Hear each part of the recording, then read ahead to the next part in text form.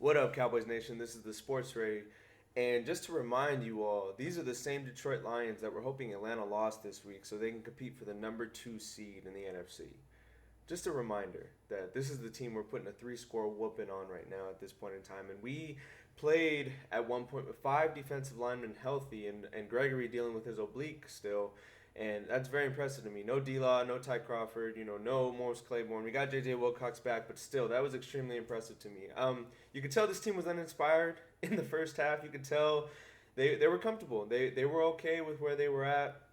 The defense especially, they were really calm. They weren't tackling. They didn't have any urgency to them. And I think Garrett was pretty pissed off at that, and I think he got in their ass a little bit and, lit a fire under them so they could, come out in the second half and do what they did.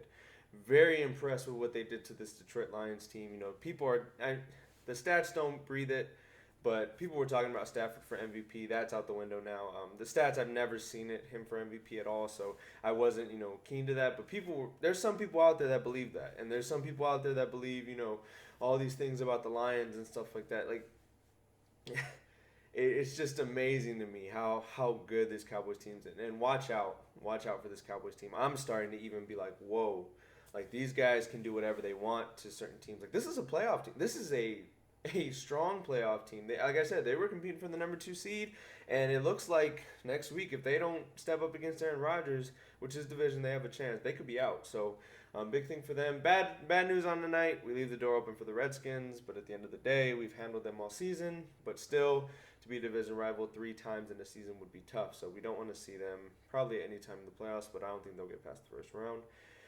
But at the end of the day, great, dominant performance. I was a little surprised we didn't see Romo at the end. I honestly was. I mean, games in hand, 3 scores, Dak's balling. Zeke got his rest, which, we're not worried about Zeke and his consistency. He's going to be there day in and day out, and he needs to keep his legs fresh. But Dak, I'm glad that he came out and looked the way he did. He was dropping some dimes tonight.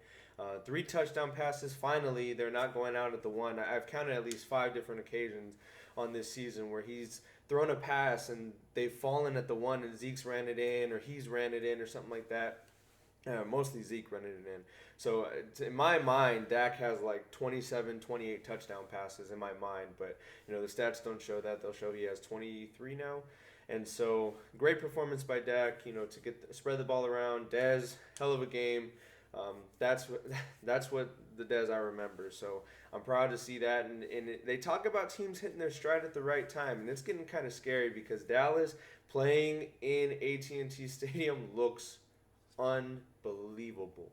They look so good at AT&T Stadium. So to see them there dominating like that and to know that the road to the Super Bowl has to go through that stadium, that's impressive to me. That tells me that they might have an inside track to the Super Bowl. I'm not one breathing that Dallas is going to make the Super Bowl, but performances like this, it tells me. And, Randy Gregory, at the end, he's gassed. You can tell he hasn't had game conditioning in a while, but he looks explosive at times. And David Irving, obviously. David Too Tall Irving. I'm not putting him in that group yet, but, man, he is a hell of a player, and he looks like he's going to be the key cog in our pass rush going forward. And DeMarcus Lawrence is getting healthy on the sidelines. Mo Claiborne's getting healthy on the sidelines. So there's a lot of guys coming back.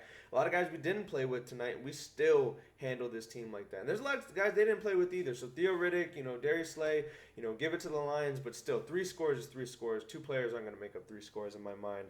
So great game by these Cowboys. Great performance. Way to shout out to the world that, hey, we're here and we're serious. And to do it at home, that was a hell of a play. So next week, will we have a Romo sighting? I don't know. I want to see Dak play a half and just, get out of there unscathed and, go into the playoffs healthy and maybe see Romo in the second half. But it was just surprising to me that we went up 3 scores and the game did get out of hand. I mean, we've been up 3 scores since the beginning of the fourth and we didn't see Romo. So that was a little surprising to me. I don't really know what to say about it. It wouldn't have been a controversy if he came in, and handed the ball off, made a couple passes. I mean, at the end of the day, Dak had a 3-touchdown game. There's no controversy in that. So it was just odd to me that they didn't make that move. I don't know if that's Romo's doing. I don't know if that's the coach's respect for him or lack of respect for him.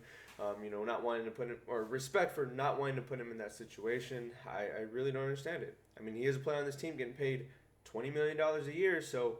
When our star quarterback is up by 3 scores, normally you like to see the backup, especially in the fourth quarter. So, great job. See you guys next week.